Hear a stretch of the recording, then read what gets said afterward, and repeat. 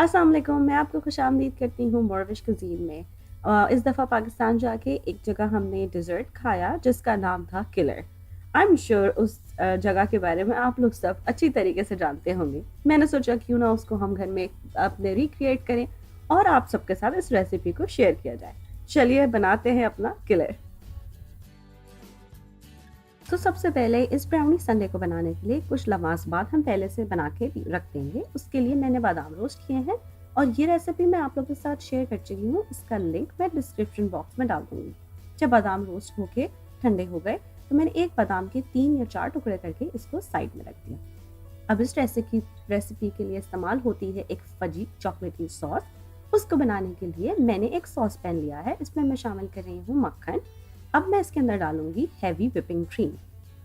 फिर मैं इसके अंदर डाल रही हूँ कॉर्न सिरप। मैं डार्क यूज़ कर रही हूँ, आपके पास अगर लाइट है तो आप वो भी डाल सकते हैं। फिर ब्राउन शुगर और कोको पाउडर डाल के इसको हम चूल्हे पे चढ़ा देंगे।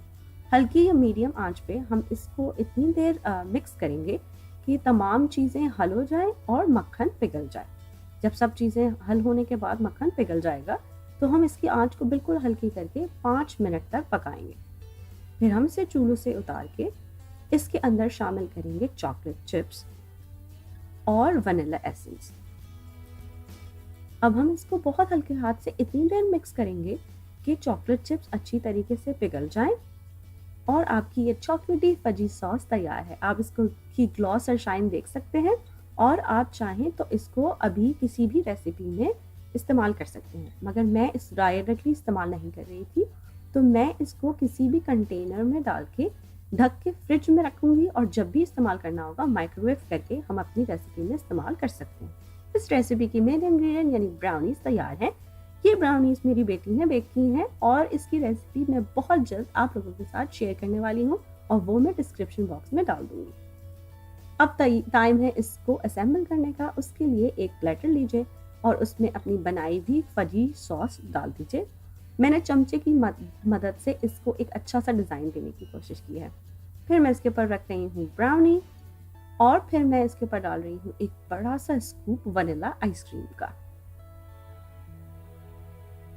अब इसके ऊपर हम बनाई हुई सॉस ब्राउनी और आइसक्रीम के ऊपर भी डालेंगे। अब अगर आप उसी रेस्टोरेंट की बात करें तो ये रेसिपी यहीं ख़त्म हो जाती है और वो बिल्कुल इसी तरीके से सर्व करते हैं, पर इसके ऊपर हम थोड़ी सी और एडेड चीज़ें डालेंगे इस रेसिपी को और मज़ेदार बनाने के लिए।